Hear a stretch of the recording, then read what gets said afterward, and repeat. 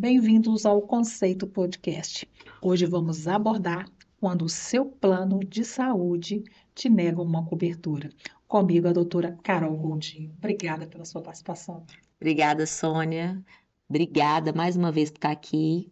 E parabéns, né, por tratar desse tema que todo mundo pergunta e todo mundo quer saber, né, gente? O que o plano de saúde tem que pagar e o que ele não tem que pagar. Doutora, quais são os direitos e como a gente pode se proteger, né? Porque tantas negativas no dia a dia. Olha, primeira coisa, a gente tem ali contrato. Plano de saúde privado, a gente tem que falar de contrato. Porque existe o individual, o empresarial, tem o coparticipativo. Então, primeira coisa é que a gente analisa o contrato. E aí, analisando o contrato, a gente tem que saber, em suma, aí o quê? Dentro desse contrato, o que pode ser previsto e o que não pode ser previsto, né? Hoje, a maior discussão é o quê? Mandou fazer o exame, disse que não cobre. E aí? Poderia o meu contrato dizer que não cobre esse exame? Seria o primeiro questionamento. Hoje, a lei que rege os planos de saúde privados, ela é bem antiga, né? Ela é de 98. Mas ela houve uma modificação recente, salvo engano, deve ter uns 2 anos. Essa modificação recente, ela inclusive veio para poder sanar um problema que ficava sempre a cargo do Poder Judiciário resolver, porque a lei não dizia, que era o quê? Rol da ANS. O que é o tal do rol da ANS? Mas o rol da ANS ajuda, né? Porque elas vão, um exemplo, o meu plano de saúde, por exemplo, talvez não contemplasse, vamos falar aqui de uma ressonância. Uhum. Aí, no rol da ANS, ou talvez hoje, já me contemple a ressonância, ou Aham. seja, meu valor que eu pago aumentou alguns exames, Porque o rol aumentou. porque o rol aumentou. As pessoas não pensam por esse lado, né? É porque geralmente o que é que vem escrito? Não, voltando a dizer, nós temos a questão dos contratos, é preciso avaliar o contrato, nós estamos falando de uma relação privada, tá? E o que pode ou não constar naquele contrato, porque às vezes consta, mas é ilegal, é abusivo. Então vamos lá, tá escrito, geralmente o contrato vem escrito, cobre todos os procedimentos e eventos previstos no rol do INSS, né? E aí a gente vai naquele rol. De fato, o rol ele aumenta. Então, talvez um procedimento que está escrito que não cobre hoje, pode cobrir amanhã. Só que é o seguinte, aí havia uma discussão. Se aquele rol que estava no seu contrato, ele chamava exemplificativo ou taxativo. O que é isso, Sônia? Se o seu contrato, que tiver escrito isso, ele é obrigado a cobrir somente o que está no rol, ou se aquilo que está no rol são só alguns exemplos do que ele deve cobrir. Essa era a discussão.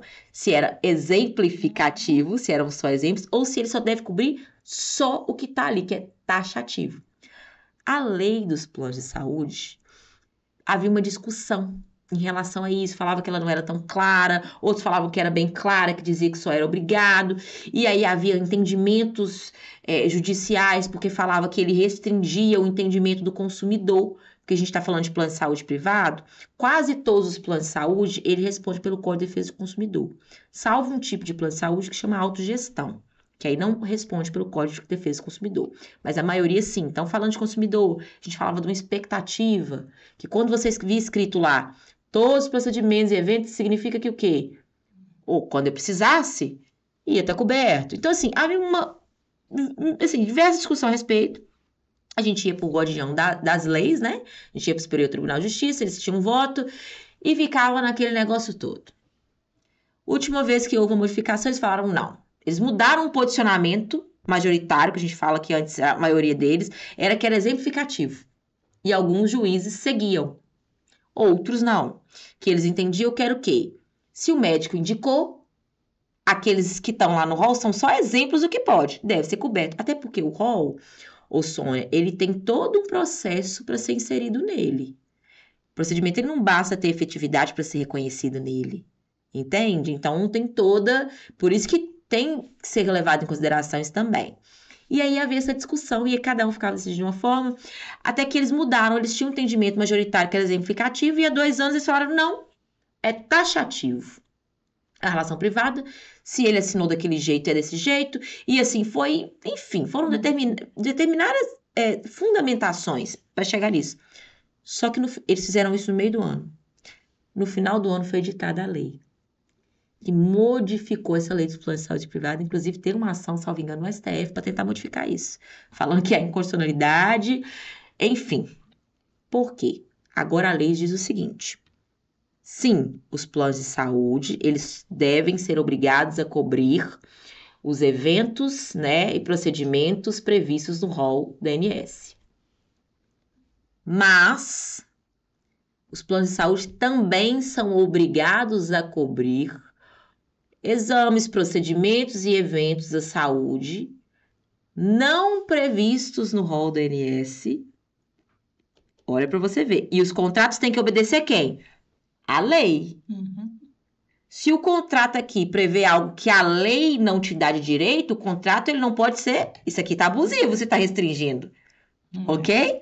Então, se fala que eles possuem essa obrigação, isso, olha para você ver a discussão como que está sendo. Ele diz o seguinte: então pode ser sim que você seja obrigado, desde que haja um reconhecimento da eficácia ou do exame, ou do tratamento, ou do procedimento pelas ciências médicas, ou que haja um reconhecimento e aplicação daquele tratamento pela Conitec, que é uma comissão de tecnologias incorporadas do SUS, ou seja, se o SUS aplica, é reconhecido. Ou ainda que haja um reconhecimento de comissões de tecnologias, né, à saúde, de órgãos internacionais que aplicam na sua jurisdição esse tratamento, ou exame, ou procedimento. Então, relativizou a própria lei de plano de saúde privado. Embora tenha falado que o rol, que deve cumprir o que está no rol, como se fosse taxativo, ele conseguiu prever essas exceções. Mas existe uma diferença quando você está internado e quando você não está internado. Sim. Se eu estou com uma patologia, o médico me pede determinados exames, eu não estou internada, eu vou tentar fazer, alguns exames não são cobertos, eu tenho que pagar. Mas se eu estou internada com problema de saúde, o plano cobre todos os exames solicitados. Então, esse eu não vou pagar porque você não está internada também é relativo. Não vai pagar por quê? Porque você não está internada? Se na lei de plano de saúde privado prevê que se o médico disse que aquele exame precisa de ser realizado e ele, por exemplo, é aplicado no SUS, é utilizado no SUS, ou seja, a comissão de tecnologias ali reconheceu, significa se o plano de saúde negou, é abusivo, ele não deveria negar. Talvez o que possa causar uma confusão é a cobrança. Porque se você está internado, a cobrança é feita de modo diferente do que se você não tivesse internado. Entendeu? Naqueles planos de coparticipação.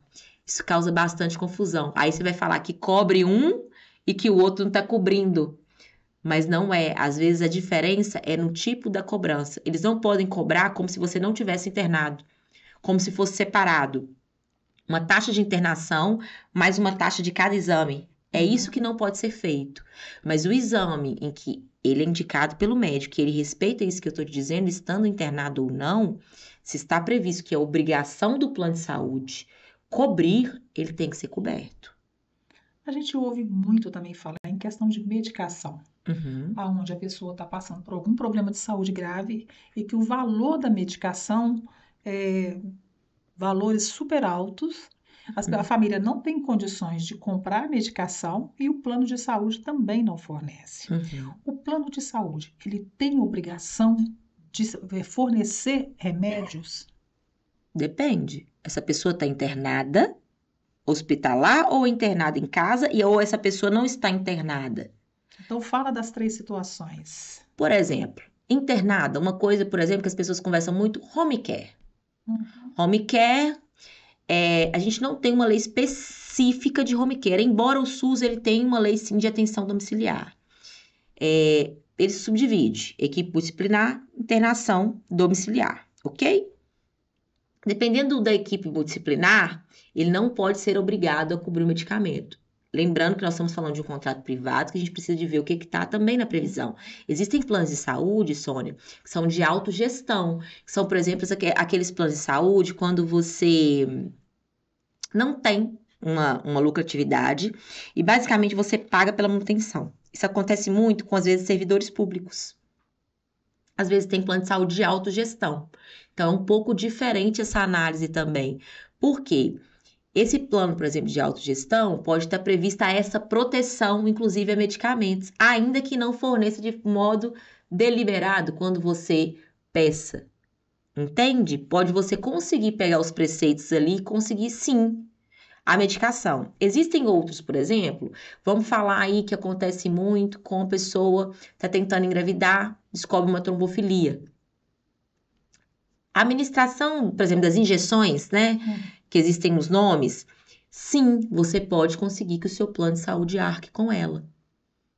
Aí eles começam a discutir, essa medicação ela para ser em casa é uma medicação de consultório, então não é toda e qualquer de forma deliberada.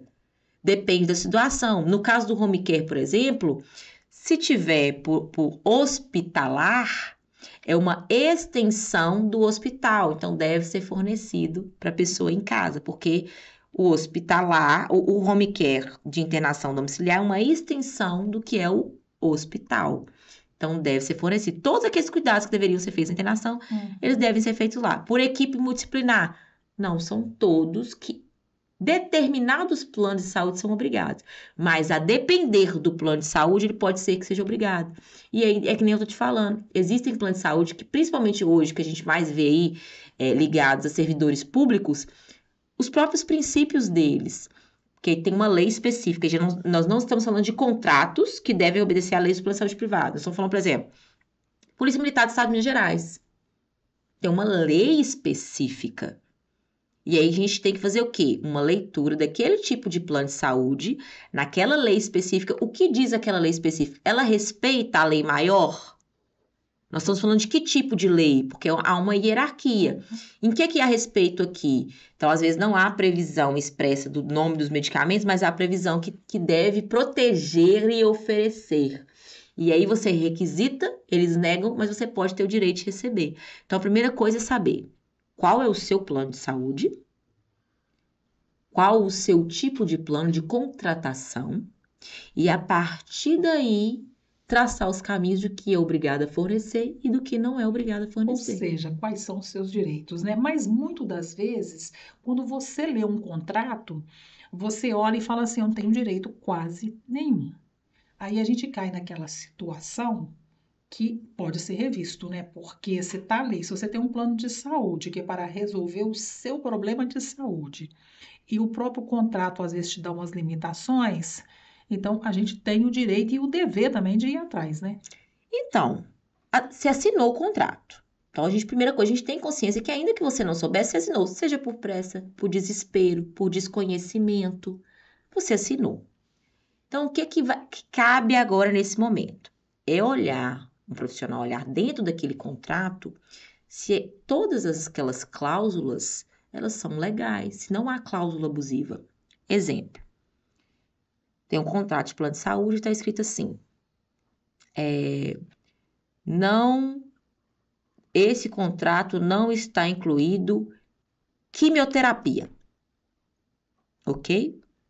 Há um entendimento, hoje do Superior Tribunal de Justiça, em que, e a gente está falando de entendimento, tá? A gente está falando que a lei diz isso, então isso pode variar, mas a maioria das vezes, o contrato de plano de saúde privado, ele é abusivo quando ele prevê uma restrição a algum tipo de tratamento porque ele retira a autonomia médica.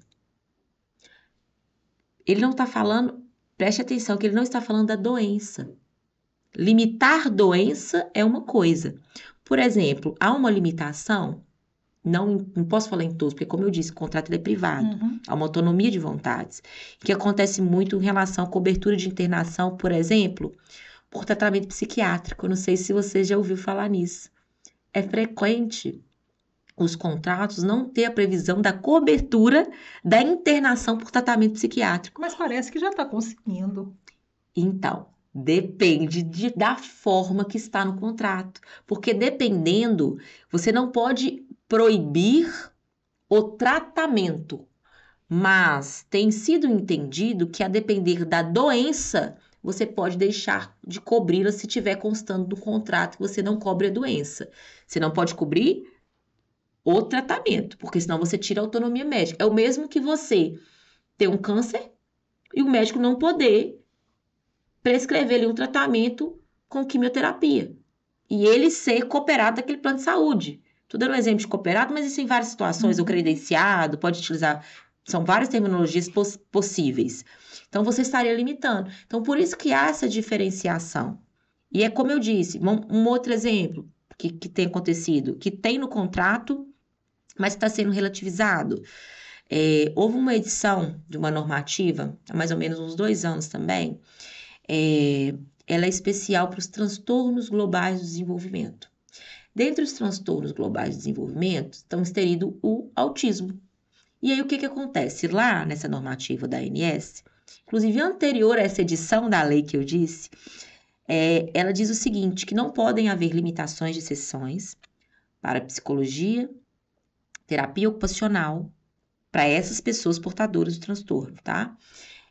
Terapia ocupacional, fonoaudiologia, se eu não me engano, acho que tem fisioterapia também, não me lembro de qual exatamente. Mas existem lá falando que não pode haver limitação, ainda está escrito também, há uma edição no sentido de que cabe ao médico indicar qual o método que deve ser autorizado de acordo com o método, ou seja, não é só especialidade, ele pode dizer o método que deve ser utilizado. E aí o que acontece? Quando retira a limitação, aí vão, por exemplo, num contrato de coparticipação. Tem até 50% para aquele tipo de contrato que o plano de saúde pode cobrar. Então, supor que ele cobre 40% de coparticipação. São consultas ilimitadas. Vamos supor que você tem que fazer 8 consultas por semana. Seu plano de saúde, às vezes, você está como beneficiário de um titular. Como beneficiário, você está pagando aí R$ 200. Só que por causa do tratamento que foi indicado pelo médico e que, inclusive, está proibido de causar limitação, porque é o meu necessário, só a coparticipação do meu tratamento dá R$ 2.000. Por causa disso, mesmo estando descrito no contrato a sua obrigação de pagamento desse percentual, no caso de coparticipação, está sendo revisto. Está sendo entendido que quando isso acontece e quando a lei, né, no caso essa instrução normativa, ela diz que tem consultas ilimitadas e você cobra esse valor, o plano de saúde estaria inviabilizando um tratamento.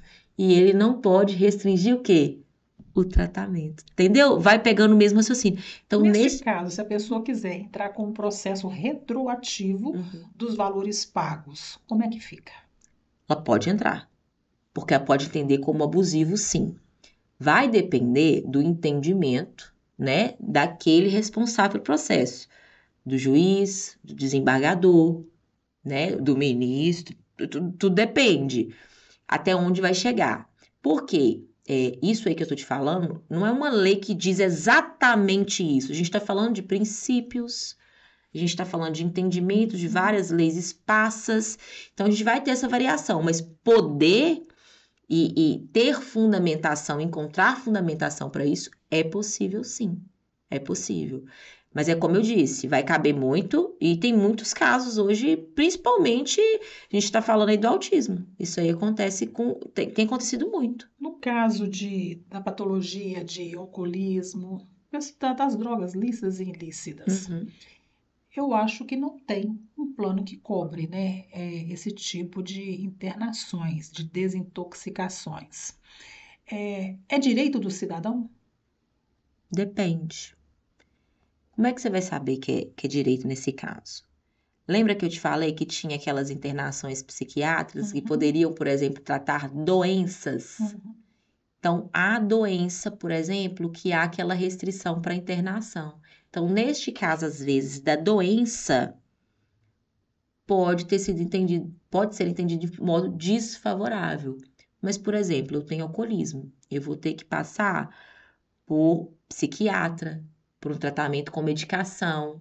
Isso aí vai ser coberto pelo seu plano de saúde. Observe que o que você está falando aí é um processo, às vezes, hospitalar, né? E aí, provavelmente, o que deve estar lá igual, por exemplo, tem um exemplo que eu te dei de internação psiquiátrica.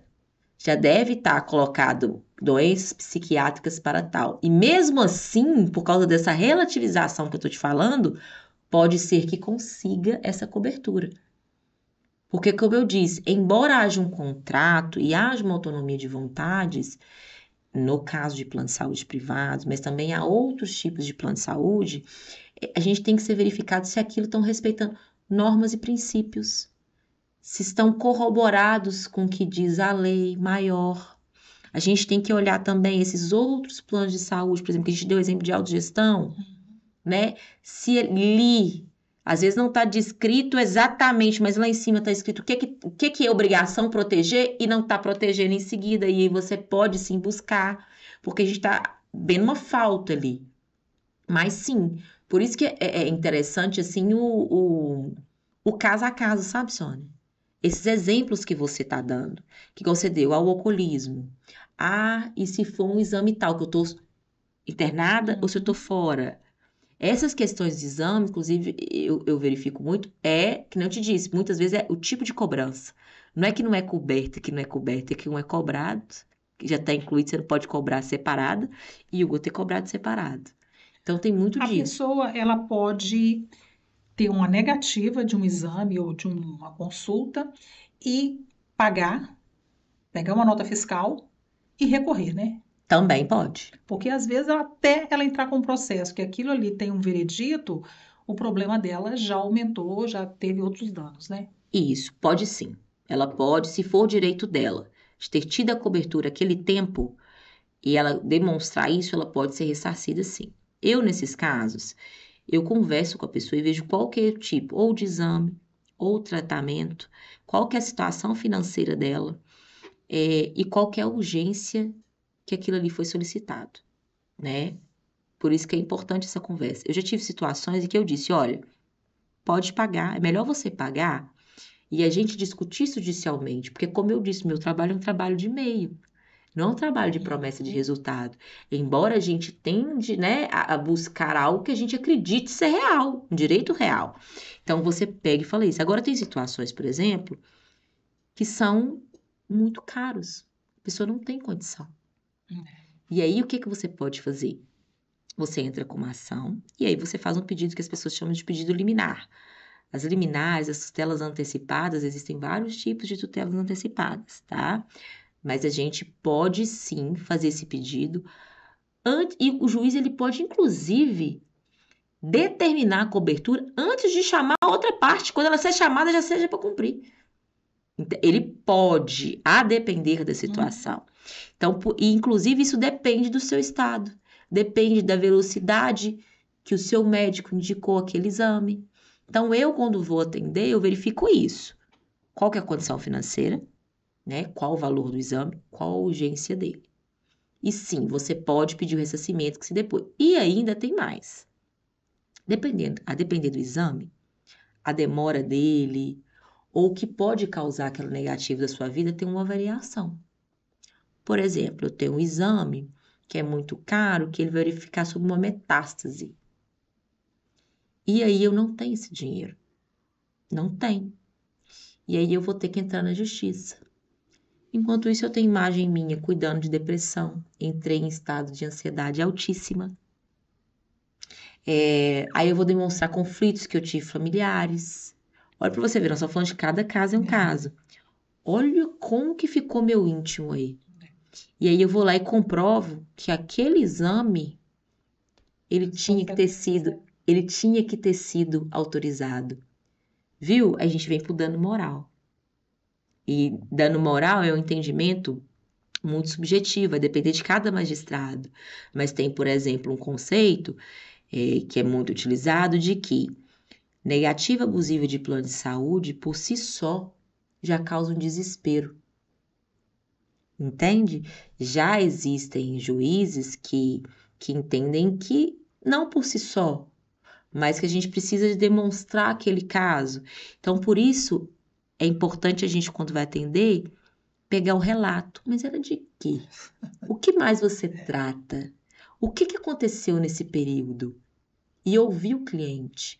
Porque isso aqui, eu não falo que tem como ser ressarcido, Sônia. Porque um desespero, um estado de depressão, Nada paga, né? não paga. Se a pessoa puder escolher, ela prefere ficar sem receber. Mas aqui, a gente está falando, nós falamos de exame, nós falamos de hospital e não falamos do princípio, que são as consultas. Esses dias mesmo eu fui agendar para o meu marido uma consulta, aí falaram comigo assim: olha, eu tenho uma vaga para outubro, posso marcar? Aí eu peguei e fui e falei assim: não, ele precisa agora. A pessoa: olha, eu tenho um horário particular, 1h45, o valor era 450, eu posso agendar? Eu falei: pode. Só que depois meu marido falou: não, eu pago uma pessoa de plano de saúde, eu não vou, não, eu vou lá e vou consultar pela Unimed, tá?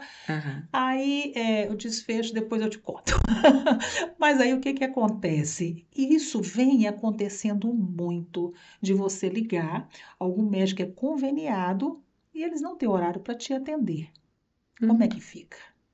Vamos lá. Primeira coisa que a gente tem que entender é o seguinte: o que é o plano de saúde e o que é o médico. O médico ele pode ser conveniado, credenciado, cooperado, ok? Ele pode. Ele tem autonomia para ele ter uma agenda para uma coisa, uma agenda para outra. Isso aí é um problema lá com... Ele vai ter que lidar com o credenciamento dele, com o plano de saúde dele. Só que algumas coisas podem ser observadas. Quando você procura, você tem o direito de escolher sim o profissional dentro daquela abrangência e dentro da rede credenciada, ok? E a ANS estipula para os planos de saúde um período em que eles são obrigados a fazer aquele agendamento e aquele atendimento de consultas. Exemplo, vou dar um exemplo. Psicólogo, salvo engano, está lá 10 dias. Eu tentei hoje, em 10 dias eu tenho que estar fazendo minha consulta. Eles têm esse prazo máximo. E aí, tem quantos psicólogos? Você pode até escolher dentro da rede credenciada. Tem 5. O que eu gosto só tem para daqui a 3 meses. Mas existe um que tem para esse prazo de 10 dias. Se existe um que tem esse prazo de 10 dias, o plano de saúde ele ofereceu que ele tem obrigação, porque ele não tem a obrigação de ser com um determinado profissional. É nesse sentido que eu tô falando, entendeu? Porque aí tem essa discussão. Aí o que... Agora, vamos supor, olhei com 5, o 5 não tem para os 10 dias. Registra o pedido, manda sua sugestão e informa o plano de saúde para ele tomar providência. Porque aí, se não fizer, você tem o direito de ir lá, pagar sua consulta e de mandar. E ele reembolsar, né? Reembolsar. Você tem esse direito. Só que aí você tem que lembrar que tem aqueles procedimentos de reembolso de plano de saúde. Então, eles vão negar se você fizer dessa forma. Por isso que você tem que ter registrado a sua comunicação desde o dia de solicitação, que você entrou em contato com aquela rede credenciada e que você não conseguiu. Então, você não tem o poder de pessoalizar. Entende? Você tem direito de, por exemplo, ser especialista em tal área. Aí sim. Sabe? Aí sim você tem esse direito. Então, o médico ele tem essa autonomia, né? E aí tem até a discussão da primeira consulta, que é um outro problema. Também não pode. Só que é aquela coisa.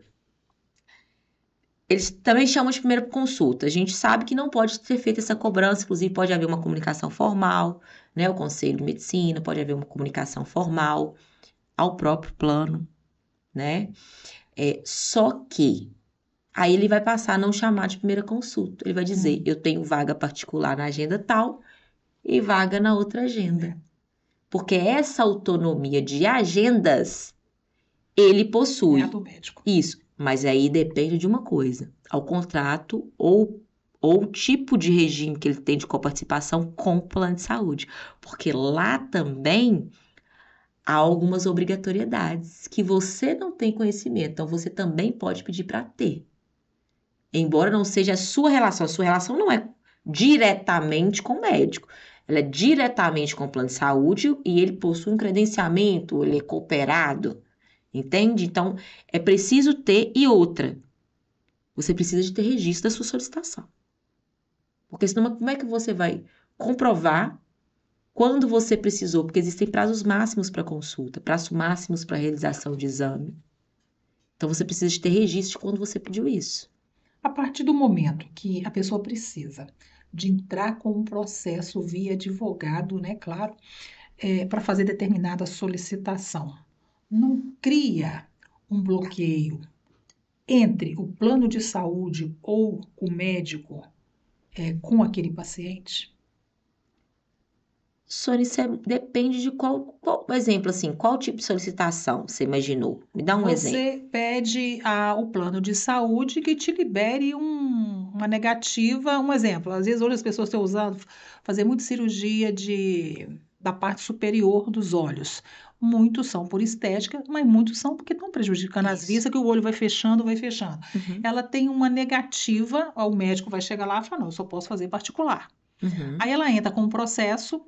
uhum, Aí o que que acontece? Ela ganha o processo, mas ela quer fazer com aquele médico, entendeu? Que ela foi, que ela confia, uhum. mas que ele deu um não para ela, mas ela conseguiu na justiça um sim.